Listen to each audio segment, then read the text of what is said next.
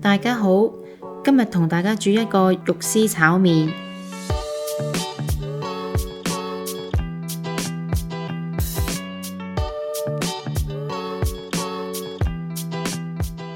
先將銀芽洗乾淨，瀝乾水分備用。蔥洗乾淨，切段。瘦肉切絲。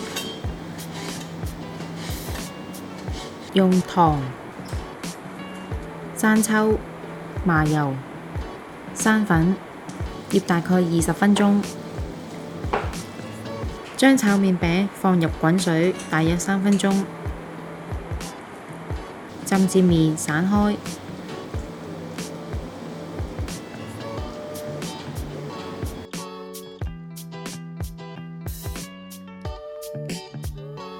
夾起，跟住用冷水沖至爽身。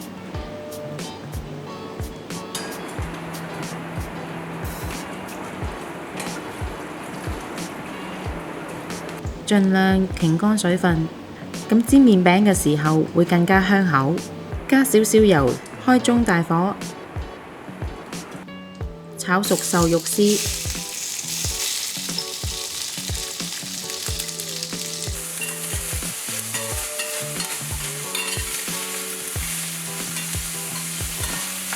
之後盛起，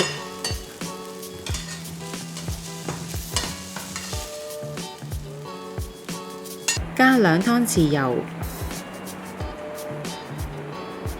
用細火將麵餅煎至兩面金黃色。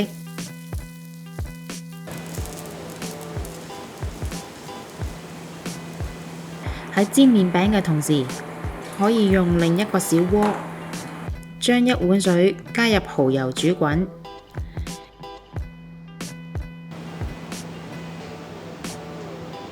跟住再落蔥段、銀芽、生粉水同埋已炒好嘅肉絲，煮大概2分鐘。煮到覺得夠結，就可以留喺已經煎好嘅麵上面，咁就可以啦。